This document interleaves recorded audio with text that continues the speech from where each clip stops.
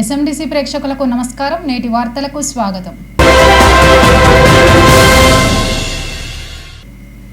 గత బీఆర్ఎస్ ప్రభుత్వంలో ఏ ఒక్కరికి కూడా ఇందిరమ్మ ఇల్లు మంజూరు చేయించి నిర్మించలేదని మంచిర్యాల ఎమ్మెల్యే కొక్కిరాల ప్రేమ్సాగర్ రావు పేర్కొన్నారు.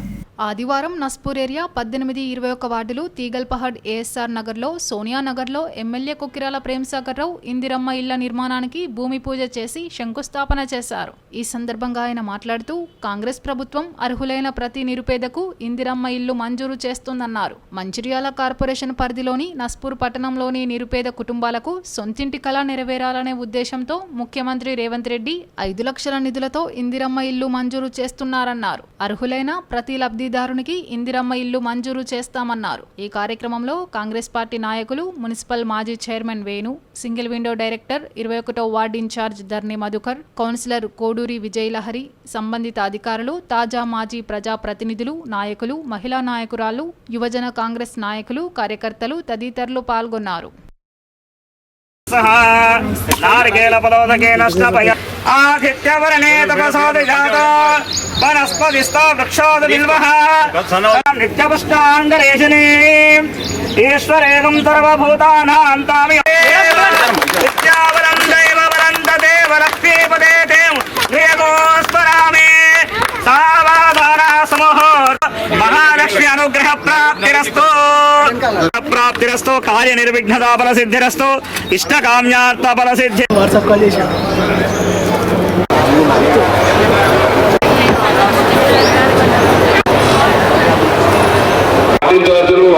అందరూ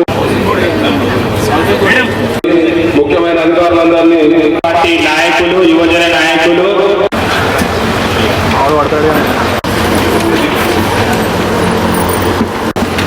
భూపల గోపన్న, జనగామ వాసాల శ్రీలత, అక్కల వనిత. ఇక్కడ సంవత్సరం అంటారు సింగరేణి పట్టాల సమస్య. ఆ సమస్య నేను 2016 నుంచి మొదలు పెడితే 2018లో ఎన్నికల కన్నా ముందప్పుడు కేసీఆర్ అప్పుడు సీఎం శ్రీరాంపూర్ డిజాలు పెట్టి పట్టాలు ఇస్తామని చెప్పాడు. ఈ ఎన్నికల కోసం మాటలు చెప్పింది, పేరు పాలాభిషేకాలు చేసింది, పూలాభిషేకం అయిపోయింది. ఆ ఎన్నికలు అయిపోయింది, మళ్ళీ ఎన్నికలు అయిపోయింది. మళ్ళీ ఎన్నికలు కూడా మళ్ళీ అదే కాయిదాలు పట్టుకొని ఆ కాయిదాలలో వాళ్ళకి పట్టాలు వేసింది. వాళ్ళు ఇల్లు కట్టుకోవాలంటే వాళ్ళు అమ్మరాదు, కొనరాదు, ఇల్లు కట్టుకోరాదు, లోన్ తీసుకోరాదు. ఆ కాయిదాలు మరి లాస్ట్కు 10 లక్షల పొట్టలు ఇచ్చే కాయిదాలు అటువంటి ఒక 2,000 ఇచ్చింది. అవి కాకుండా కూడా ఇక్కడ ఆ సందర్భంలో 16వ వార్డు కొత్తరోడ్ పక్కన ఉంటుంది. ఆ వార్డులో కూడా పోయి నష్టం జరిగినప్పుడు ఒక 241 ఇల్లు నష్టం జరిగిపోయింది. దానిలో కొన్ని పోసున్నట్టున్నాయి. దాని గురించి కొట్లాడేటప్పుడు వాళ్లకు 1,20,000 కాంపెన్సేషన్ లాస్ట్ నేను హైకోర్టు కేసు గొడవ కూడా చేసిన 5 లక్షల కాంపెన్సేషన్ కూడా జరిగింది వాళ్ళకు. ఆ తర్వాత 80 గదాల పట్టా కూడా ఇవ్వడం జరిగింది. 240 మందికి 80 గదాల పట్టాలు ఇచ్చింది. దాన్ని కూడా ఆప్షన్ చెప్పి ఇప్పుడు ఏం చేస్తున్నట్టు దాన్ని కూడా ఇంకా వేరే జాబ్ ఉంది. అన్ని కలిపి ఇంకా ఎండిపోయినా వాళ్ళకు కూడా భూమితో పాటు ఇల్లు ఇచ్చే కార్యక్రమం చేస్తున్నాం. అక్కడ 220 ఇది కాకుండా 5వ వార్డు దాదాపు 700 అంగన్వాడీ వాడు 700 చిల్లర ఉన్నాయి మీకు, అక్కడ పట్టాలు ఇచ్చేస్తున్నాయి. అదేవిధంగా 6వ వార్డు 240 చిల్లర ఉన్నాయి. 17వ వార్డు కూడా ఇక్కడ 200 చిల్లర ఉన్నాయి. ఈ కృష్ణ కాలనీ ఈ ఏరియాలో కూడా కొన్ని ఉన్నాయి. ఇంకా 9వ వార్డు కొన్ని ఉన్నాయి. ఇవన్నీ కలిపి ఇంకా 2,000 చిల్లర పట్టాలు ఇచ్చేస్తున్నాయి. గుర్తునే అవి ఇవన్నీ కూడా పూర్తి చేసే కార్యక్రమం మొదలుపెట్టిన దగ్గర ప్రతి మీటింగ్లో చెప్తున్నా, ఈ రోజు కూడా చెప్తున్నా. ఆల్రెడీ కాగితం పోయింది. ఒక 2 నెలలు 3 నెలల రూపాయల కార్యక్రమం అయిపోతే వాళ్ళకు కూడా పట్టాలు ఇచ్చి ఇల్లు కట్టకు ఇళ్లకు ఇందిరమ్మ ఇచ్చే కార్యక్రమం అది. ఈ నస్పూర్ పట్టణంలో దాదాపు 4,000 పైన ఇల్లు పడతాయి. 4,000 ఇల్లు ఇచ్చే బాధ్యత నాది. అది కూడా ఏదో ఎన్నికల ముందు కాదు, ఇంకో 2 సంవత్సరాల లోపల, 2 సంవత్సరాలు అవసరం 2 సంవత్సరం. ఈసారి ఇప్పుడు 570 వచ్చినాయి. ఇప్పుడు ఆల్రెడీ ఇంకొక 500, 600, ఇంకొక 2 రోజులు ఇంకా ఎక్కువనే వస్తుంది. 2 నెలలు వస్తాయి. ఇంకా 1200-1300 కరెక్ట్ 2 సంవత్సరాలు 4,000 ఇల్లు ఇచ్చి పూర్తి ఇల్లు ఎన్నికల కన్నా సంవత్సరం ముందు పూర్తి చేసే బాధ్యత మాది. ఖచ్చితంగా చేస్తాం. మీకు ఇచ్చే మాట కట్టుకుంటే దాన్ని కట్టుకుంటాం. ఇక మిగిలింది సీనియర్ సిటిజన్లు. ఇప్పుడు వాళ్ళందరూ ఇక్కడున్న మా యువకుల కన్నా కూడా ఎన్నికల ముందు దాదాపు సంవత్సరం నుంచి వీళ్ళు కిలోమీటర్ నడితే వాళ్ళు 3 కిలోమీటర్లు నడిచింది. వాళ్ళు బాగా పనిచేసింది. వాళ్ళకి చెప్పడం జరిగింది, సింగరేణి రిటైర్డ్ కార్మికులకు ఇప్పటి వరకు అంటే ఈ కార్యక్రమం కాంగ్రెస్ పార్టీ వచ్చి మొన్న 4-5 నెలల వరకు కూడా అంటే మంచిర్యాల సింగరేణి ప్రాంతం ఉన్న రాష్ట్రంలో దాదాపు 12 నియోజకవర్గాలు స్ప్రెడ్ అయింది. ఖమ్మం జిల్లా, వరంగల్ జిల్లా, కర్నూలు జిల్లా, మా జిల్లా. ఎక్కడ కూడా సింగరేణి కార్మికులకు రేషన్ కార్డులు, పెన్షన్ లేవు, ఇల్లు లేవు, దానిలో ఏమి లేదు. ఈసారి మొట్టమొదటి నుంచి ఈ కార్యక్రమం నుంచి అన్ని మీటింగ్లలో మాట్లాడి, సీఎం మీటింగ్లో మాట్లాడి, ముఖ్యమంత్రి గారితో మాట్లాడి, అందరితో మాట్లాడి, వాళ్ళు రిటైర్ కార్మికులు, వాళ్ళు కోటీశ్వరులు కాదు. మీరు అర్థం చేసుకున్నారు. సింగరేణి రిటైర్మెంట్ గవర్నమెంట్ వాళ్ళు రిటైర్ లక్ష వస్తలే వాళ్ళకు వచ్చేది 4,000 నుంచి మొదలు పెడితే మ్యాక్సిమం వచ్చాడు 18,000 20,000 మంది ఉన్నారు. వాళ్ళందరికీ కూడా వాళ్ళకు కూడా పిల్లలు వాళ్ళు రిటైర్మెంట్ అయినప్పుడు ఏదో డబ్బులు అన్నమంది పిల్లలు చదువుకున్న తర్వాత తీసుకుపోయింది, వాళ్ళని పట్టించుకుంటే వాళ్ళని చూసుకోవాల్సిన బాధ్యత ఉంటుందని చెప్పడం జరిగింది. దాన్ని కొట్లాడి వాళ్ళ రేషన్ కార్డు ప్రతి ఒక్కరికి ఇవ్వడం జరుగుతుంది. ఎవరైతే 20,000 వరకు ఉందో వాళ్ళకి రేషన్ కార్డు ఇస్తున్నాం. వాళ్ళకు కూడా ఇళ్ళ పట్ట, ఇల్లు ఉంటే పట్ట జాగా వస్తాయి, లేకపోతే ఇళ్ళ పట్ట జాగాతో పాటు ఇళ్ళ పట్టాలు వస్తాయి, పెన్షన్లు కూడా వస్తాయి. ప్రభుత్వ పరంగా ఏ కార్యక్రమం అన్ని కార్యక్రమాలు వాళ్ళ భాగస్వామ్యం చెప్పడం జరిగింది. వాళ్ళ భాగస్వామ్యం పూర్తి చేసినాక నెక్స్ట్ పెట్టే ప్రసక్తి లేదు, దానికి కట్టుబడి ఉన్నా మనం ఎంకపోయే ప్రసక్తి లేదు. నియోజకవర్గం మొత్తం మీద ఇప్పటివరకు ఏవైతే వాగ్దానం చేసినాం దాదాపు అన్నీ అయిపోయినప్పుడు మీ దగ్గర ఇంకా మిగిలిపోయింది. ఇల్లు పట్టాలి, అది ఒకటి ఉన్నది, అదొకటి చేస్తే నేను చెప్పినాన్ని పూర్తి అయితే పట్టాన్ని నేను నిద్రపోతే పడుకునేది. నేను ఒకటే కోరుకునేది ఒకటంటే ఈ నియోజకవర్గంలో సరే ఎన్నికలు అయిపోయినాయి ఎన్నికలు కావు. ఇప్పుడు మిగిలింది 3 లక్షల మంది ఓటర్, ఇంకా దాదాపు 3,50,000 జనాభా నా కుటుంబం అనుకుంటాను.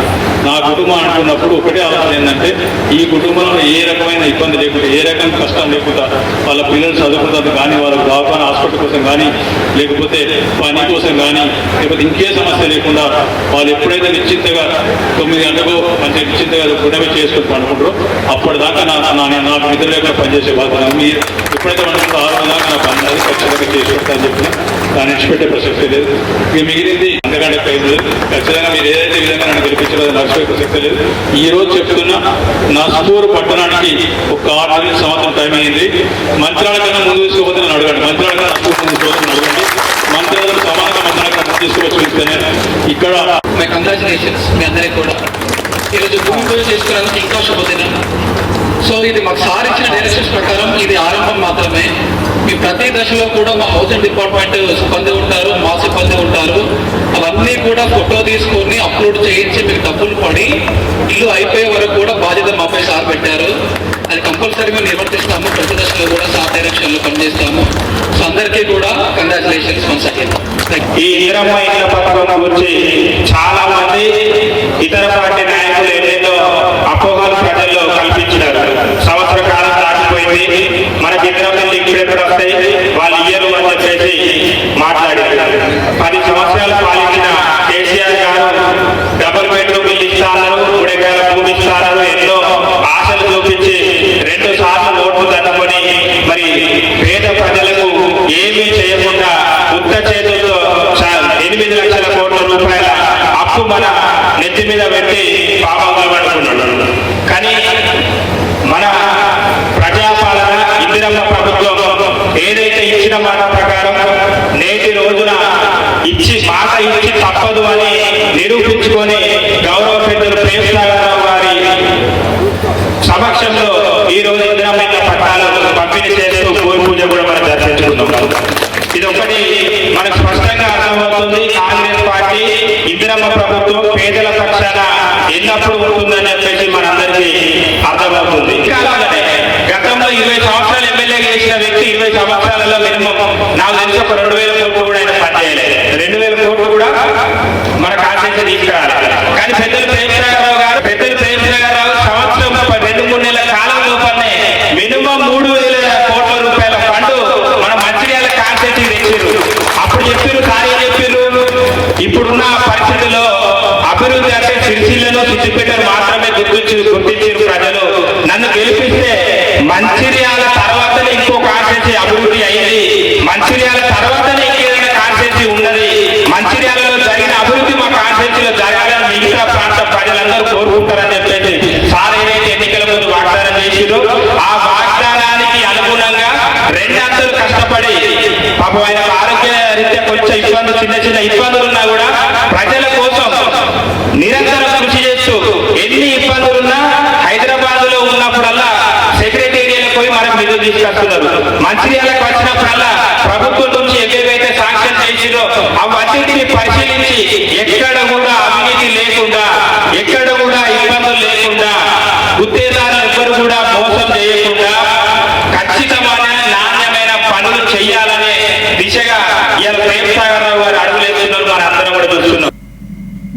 మోడీ ప్రభుత్వం రైతుల సంక్షేమం కోసం కృషి చేస్తుందని బీజేపీ నాయకుడు బెరబెల్లి రఘునాథరావు వెల్లడించారు. ఈ సందర్భంగా రఘునాథరావు మాట్లాడుతూ గత 11 సంవత్సరాలుగా మోదీ ప్రభుత్వం అన్ని వర్గాల ప్రజల సంక్షేమం, దేశాభివృద్ధి కోసం కృషి చేస్తుందని అన్నారు. రైతుల కోసం మోదీ ప్రభుత్వం కిసాన్ సమ్మాన్ నిధి ద్వారా ఏడాదికి ప్రతి రైతుకు 6,000 రూపాయలు యూరియా, DAPపై సబ్సిడీతో రైతులకు అందిస్తూ వారి సంక్షేమానికి కృషి చేస్తున్నారని అన్నారు. అకాల వర్షాలు, విపత్తు వలన పంట నష్టం జరిగితే ప్రధానమంత్రి ఫసల్ బీమా యోజన ద్వారా రైతులకు మోదీ ప్రభుత్వం పంట నష్టం అందిస్తున్నా రాష్ట్ర ప్రభుత్వం మాత్రం ఆ పథకాన్ని అమలు చేయకుండా రైతులకు నష్టం చేస్తుందని అన్నారు. రైతుల సంక్షేమం, వారి అభివృద్ధి కోసం మోదీ ప్రభుత్వం కృషి చేస్తుందని తెలిపారు. మరొక వైపు రాష్ట్రంలో అధికారంలో ఉన్న 420 కాంగ్రెస్ ప్రభుత్వం ఎన్నికల సమయంలో ఇచ్చిన 6 గ్యారంటీలు అమలు చేయడంలో పూర్తిగా విఫలమైందని అన్నారు. రైతు భరోసా కింద ఇవ్వాల్సిన మరొక 2 కిస్తీలు రైతులకు ఎగ్గొట్టి రైతులను మోసం చేసిన ఘనత కాంగ్రెస్ పార్టీదే అని అన్నారు. పూర్తి స్థాయిలో రైతు రుణమాఫీ చేయకుండా మొత్తం మాఫీ చేశామని కాంగ్రెస్ పార్టీ గొప్పలు చెప్పుకోవడం సిగ్గుచేటన్నారు.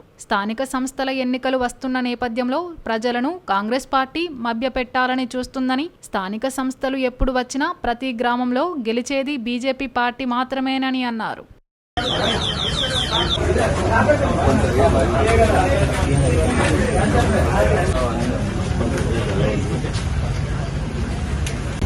గత 11 సంవత్సరాల నుంచి నరేంద్ర మోదీ గారి నాయకత్వంలో ఏదైతే కేంద్ర ప్రభుత్వం, బీజేపీ కేంద్ర ప్రభుత్వము అన్ని వర్గాలకు అంటే అంత్యోదయనే సిద్ధాంతంగా తీసుకొని రైతులకు వాళ్లకు సంవత్సరానికి 6,000 రూపాయలు కావచ్చు, ఫెర్టిలైజర్, యూరియా, DAP మీద సబ్సిడీలు కావచ్చు, రైతులకు బీమా కావచ్చు, ఇట్లా రైతుల కొరకు పనిచేసే ప్రభుత్వం మోదీ గారి ప్రభుత్వం.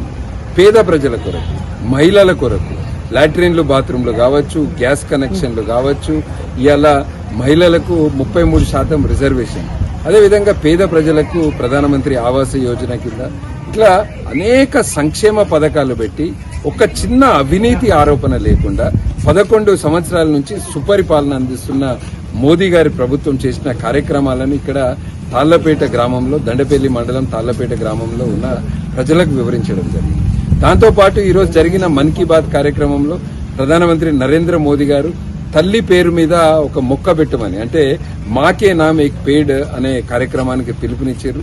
దాంట్లో కూడా నేను ప్రజలందరినీ కూడా కోరేది, ముఖ్యంగా మంచిర్యాల నియోజకవర్గ ప్రజలందరినీ, మీరందరూ కూడా మీ తల్లి పేరు మీద ఒక మొక్కను నాటండి, పర్యావరణాన్ని మనం అందరం కూడా కాపాడదాం.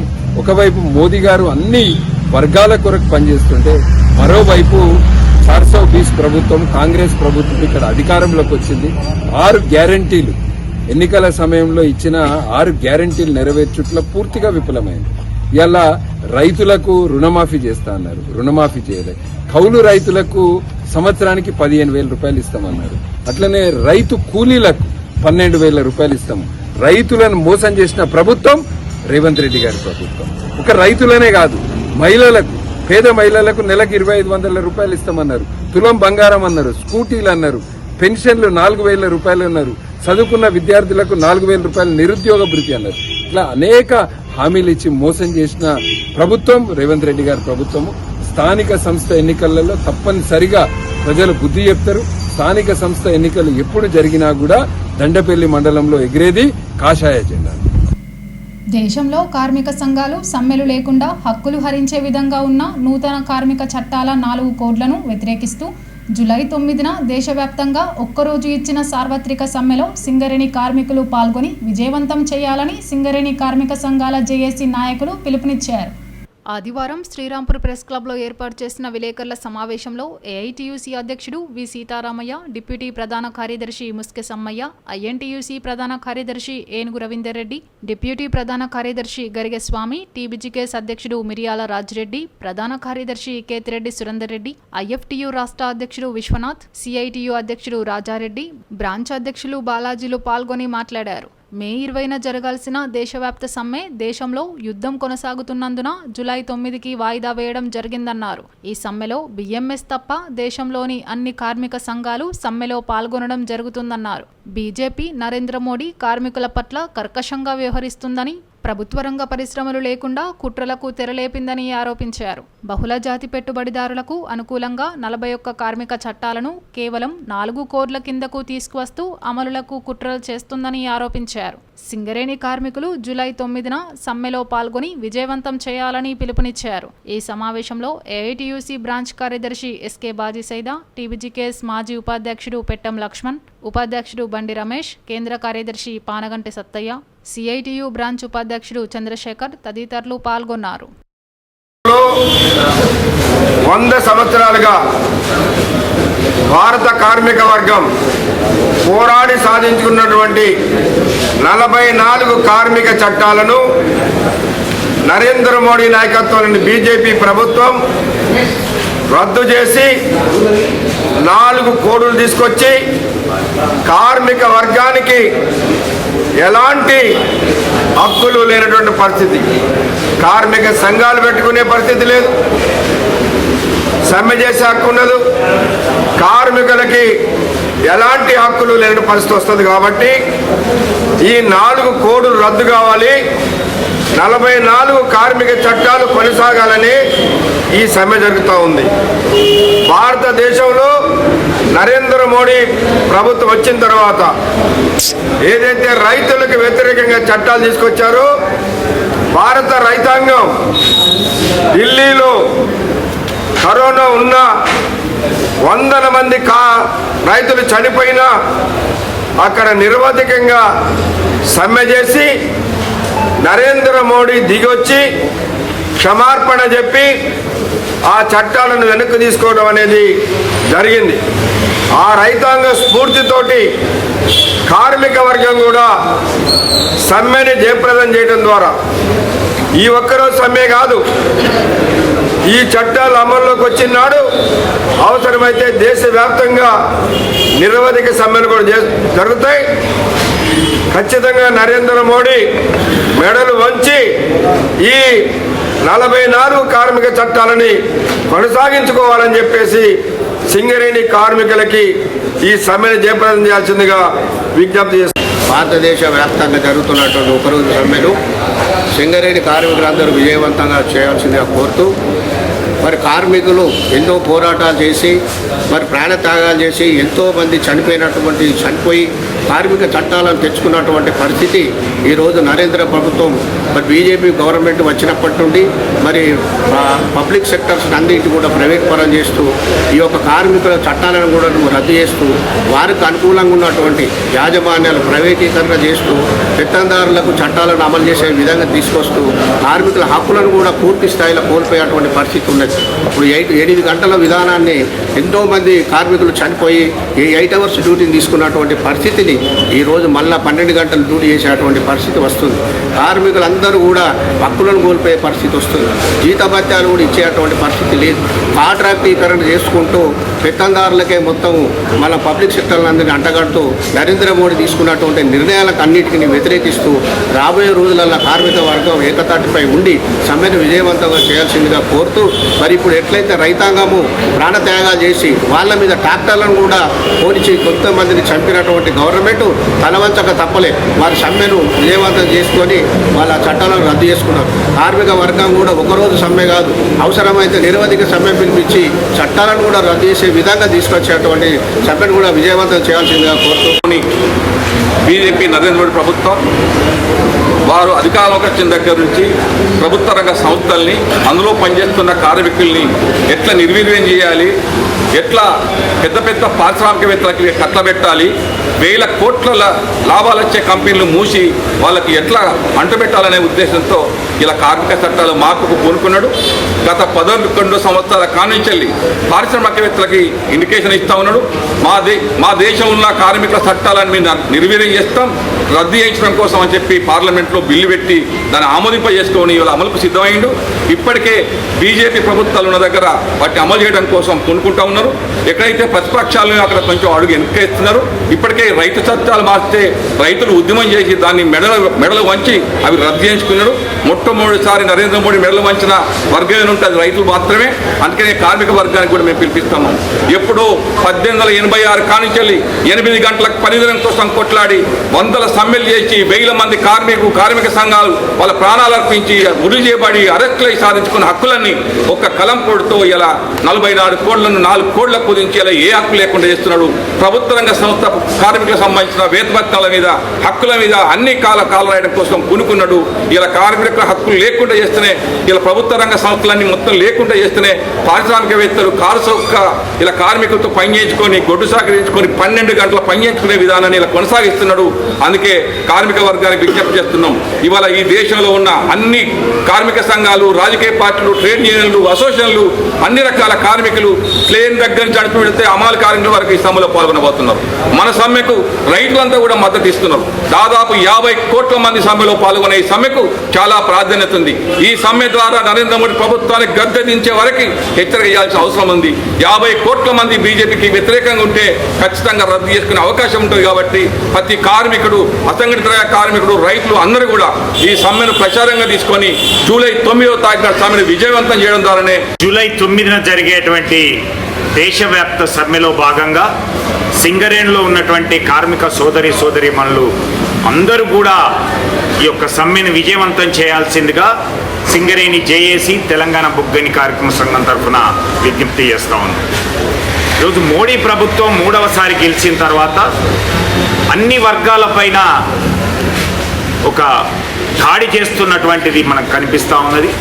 దాంట్లో భాగంగానే చైతన్యవంతమైనటువంటి కార్మిక వర్గాన్ని కూడా నిర్వీర్యం చేయాలనేటువంటి ఉద్దేశంతో ఈరోజు ప్రైవేటీకరణతో భాగంగా ఈరోజు 4 లేబర్ కోడ్లను తీసుకొచ్చి కార్మికుల చట్టాలు కానీ, హక్కులు కానీ, కార్మికుడు సంఘం పెట్టుకోవాలన్నా, సమ్మె చేయాలన్నా అనేక నిబంధనలు, సాధ్యం కానటువంటి నిబంధనలు పెట్టి ఒక సమ్మెలు లేని, సంఘాలు లేని పరిశ్రమను చూడాలి అనేటువంటి ఉద్దేశంతో అతనికి అనుకూలమైనటువంటి వ్యక్తులకు కట్టబెట్టాలి ఈ పరిశ్రమలు అనేటువంటి ఉద్దేశంతో ఇప్పటికే అనేక పబ్లిక్ సెక్టార్లను అయితేంది, ప్రభుత్వ రంగ సంస్థలను అయితేంది 100% డిజిన్వెస్ట్మెంట్ చేయడం అయితేంది, విదేశీ సంస్థలను ఆహ్వానించడం అయితేంది, పార్షియల్గా అమ్మివేయడం అయితేంది చేస్తున్నటువంటి దాంట్లో భాగంగానే మన కోల్ సెక్టార్కి సంబంధించి కూడా ఈరోజు క్యాప్టివ్ మైనింగ్ అయితేంది, గతంలో ఉన్నటువంటి ఇప్పుడున్న కమర్షియల్ మైనింగ్ అయితేంది, దీనికి తోడుగా వేలం వేసేటువంటి భాగంగా ఈ సంస్థలే లేకుండా, పబ్లిక్ సెక్టార్ లేకుండా చేయాలనేటువంటి ఆలోచనతో ముందుకెళ్తున్నటువంటి దాన్ని తిప్పికొట్టాల్సినటువంటి తరుణం. నీ సంస్థ ఉన్నప్పుడే, నీ సంస్థ మనుగడ ఉన్నప్పుడే నీకు కానీ, సంఘానికి కానీ ఉనికుంటుంది. అప్పుడు కానీ నీ యొక్క హక్కులు కానీ, నీ యొక్క వేతనాల స్థిరీకరణ కానీ చేసుకునేటువంటి అవకాశం ఉంటుంది. కానీ సంస్థ లేకుండా చేసేటువంటి ప్రైవేటీకరణ లేదా ఉన్నటువంటి సందర్భంలో సంఘాలు లేకుండా చేయాలని, సంఘాలు గెలవాలంటే అనేక నిబంధనలు పెట్టి వాళ్ళలో ఐక్యత లేకుండా చేసి నిర్వీర్యం చేసేటువంటి కుట్రలో భాగంగానే ఈ లేబర్ కోడ్లను తీసుకొచ్చినటువంటి దాన్ని మనం సింగరేణిలో జూలై 9న జరిగేటువంటి సమ్మెను విజయవంతం చేసి మన ఐక్యతను ప్రదర్శించాల్సిందిగా సింగరేణి కార్మిక వర్గాన్ని విజ్ఞప్తి చేస్తాం. 9న దేశవ్యాప్త సమ్మెను పిలిపించినాయి. దేశంలో ఉన్నటువంటి కార్మిక సంఘాలన్నీ కూడా ఈ సమ్మెలో విజయవంతం చేయాలని, దేశంలో ఉన్నటువంటి 50 కోట్ల కార్మిక వర్గం మొత్తం ఈ సమ్మెలో పాల్గొనాలని పిలుపు ఇవ్వడం జరిగింది. ఎందుకంటే ఇవాళ ఈ దేశంలో భారతీయ జనతా పార్టీ అధికారంలోకి వచ్చిన తర్వాత కార్మికులకు ఉపయోగపడే చట్టాలన్నింటినీ కుదిస్తూ ఉంది.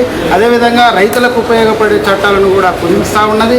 రైతులకు ఉపయోగించబడే భూములను కూడా కార్పొరేట్ సంస్థలకు అప్పచెప్తా ఉంది. అదేవిధంగా దేశంలో ఉన్నటువంటి ప్రభుత్వ రంగ సంస్థలన్నింటినీ కూడా నిర్వీర్యం చేస్తూ ఇవాళ ఈ ప్రభుత్వంలో ఉన్నటువంటి నడిపిస్తున్నటువంటి రంగాలను, ఫ్యాక్టరీలను, పరిశ్రమలను అన్నింటినీ అదానీ, అంబానీ, అనిల్ అంబానీలకు అప్పచెప్పడం కోసం మోడీ ప్రభుత్వం కుట్రలు చేస్తూ ఉంది. అందులో భాగంగానే వాటిని వెనక్కి కొట్టాలంటే ఇవాళ దేశంలో ఉన్నటువంటి కార్మిక సంఘాలు అన్నీ ఐక్యం కావాలా. దేశంలో ఉన్నటువంటి కార్మికులు, పరిశ్రమల్లో పనిచేసే వాళ్ళు, అదేవిధంగా అసంఘటిత కార్మికులు, అదేవిధంగా రైతులు అందరూ కూడా ఐక్యంగా అయ్యి ఈ ఏదైతే మోడీ ప్రభుత్వం దూకుడుగా ముందుకు తీసుకొస్తున్నటువంటి చట్టాలు 4 కోళ్లను ఏదైతే ఉందో వాటిని వెనక్కి తీసుకునే విధంగా 44 చట్టాలను మళ్ళీ అమలు చేసే విధంగా మనం అందరం కూడా ఐక్యంగా కొట్లాడవలసిన అవసరం ఉంది. అదే అందులో భాగంగానే సింగరేణిలో కూడా పనిచేస్తున్నటువంటి కాంట్రాక్ట్ కార్మికులు, పర్మనెంట్ కార్మికులు అందరూ కూడా ఈ సింగరేణిలో జూలై 9 నాడు ఈ సమ్మెలో పాల్గొని విజయవంతం చేసి కోల్బెల్ట్ నస్పూర్ శ్రీరాంపూర్ కార్మికుల కాలనీలో ఆషాఢమాసం వేడుకల్లో భాగంగా ఆదివారం చిన్న పెద్ద మహిళలు గోరింటాకు మహోత్సవం ఘనంగా జరుపుకున్నారు. భారతీయ సాంప్రదాయంలో గోరింటాకుకు ప్రత్యేక స్థానం ఉంది. ఒక వ్రతంలాగా ఈ కార్యక్రమాన్ని నిర్వహిస్తూ ఉంటారు. వర్షాకాలం మొదటగా వచ్చే ఆషాఢ మాసంలో మహిళలు గోరింటాకును ఐక్యమత్యంతో సామూహికంగా ఒక పిండిలాగా తయారు చేసుకుని చేతులకు అలంకరించుకుంటారు. నస్పూర్ సిసిసి కార్నర్లోని తిరుమల అపార్ట్మెంట్ కుటుంబాల మహిళలు సామూహికంగా గోరింటాకు పండుగను జరుపుకున్నారు. ఈ కార్యక్రమంలో మాజీ జెడ్పీటీసీ రాచకొండ ఆశాలత, అపార్ట్మెంట్ మహిళలు పాల్గొని మెహందీ వేడుకను జరుపుకున్నారు. ఆటపాటలతో సందడి చేశారు. ఈ సందర్భంగా ఆశాలత మాట్లాడుతూ మహిళలు ఎంతో ఇష్టపడేది గోరింటాకు అని అన్నారు. గోరింటాకులో మంచి ఔషధ గుణాలు కూడా ఉంటాయన్నారు. నిత్యం నీటిని ఉపయోగిస్తుండడం వల్ల పలు బ్యాక్టీరియా సోకకుండా ఈ గోరింటాకు ఉపయోగపడుతుందన్నారు. అలంకరణకే కాకుండా ఆరోగ్యానికి చల్లదనం కలిగించే గుణం గోరింటాకులో ఉంటుందన్నారు.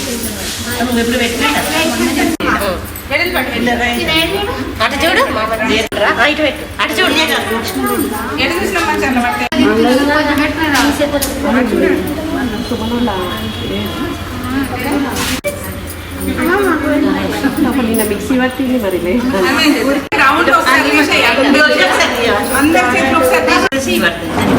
రెండు ఇట్లా దగ్గర రావాలి ఆయన తీసుకుంటూ అది సౌండ్